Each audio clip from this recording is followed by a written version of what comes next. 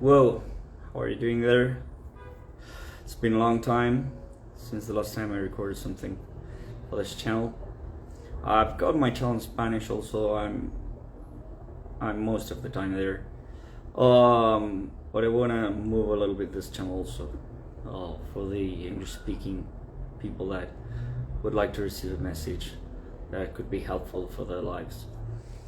Today I'm gonna talk a little bit about something called direction conflict. I'm gonna explain what a direction conflict is in biodecoding, and I'll take a physical symptom that has a lot to do with this.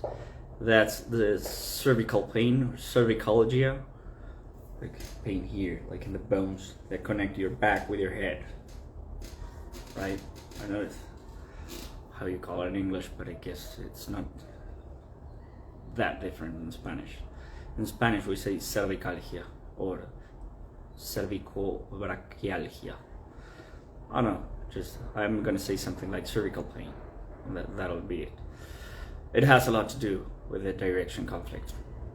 The direction conflict, it would be the story that explains, or the code that is behind or beneath the physical symptom. Right? Direction conflict can explain cervical pain. If you've got cervical pain, you can have a direction conflict, or another one that's called devaluation in relation with communication. I'll explain the second one afterwards. I'll start with the direction conflict. Direction conflict means something like a conflict between your mind and your heart, between what I think and what I feel, right? Like, I think this would be convenient, but I feel like doing this other thing, right? An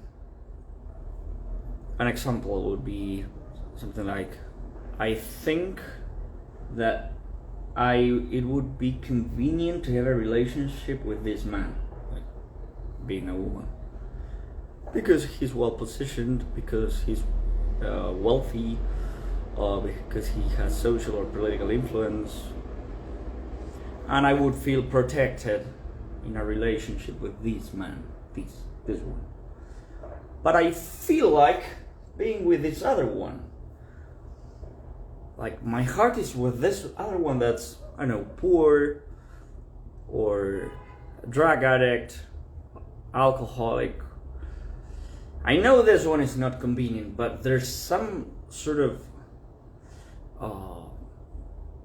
force, strength, power, some sort of power that takes me to lean onto this man. But I think it would be convenient to be with this other guy.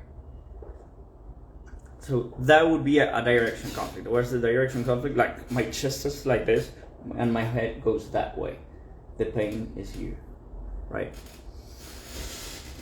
So that's the relationship between the cervical pain and the direction conflict. But it's not necessarily something that has to do with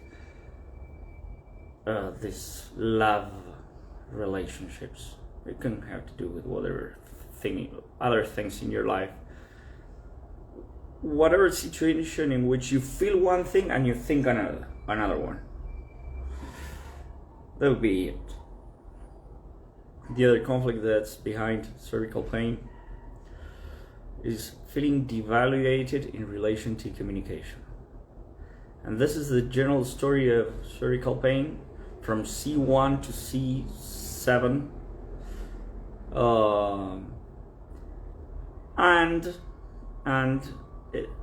If you had some medical studies made and you know where the cervical pain is located exactly, that would be very useful to have a therapy as biodecoding and to solve this issue, this situation. But when we don't have when the patient comes just saying, I have a pain in my neck, well, we'll go to the general story. Why this conflict has to do with devaluation? Well, because it's affecting the bones or the articulations.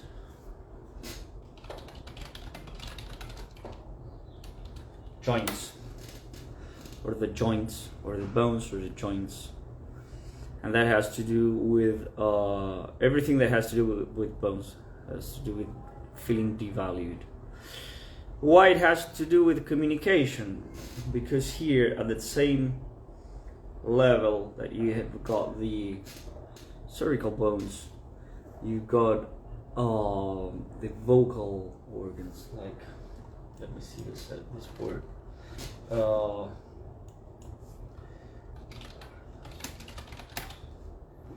vocal cords. The vocal cords are what makes a human being able to speak, and makes animals not able to speak, but I don't know, to make several sounds that have a particular meaning, like the roar of a lion. Okay, for instance. So that's the other story of cervical pain. So if you've got a cervical pain, you have to look at these stories within you.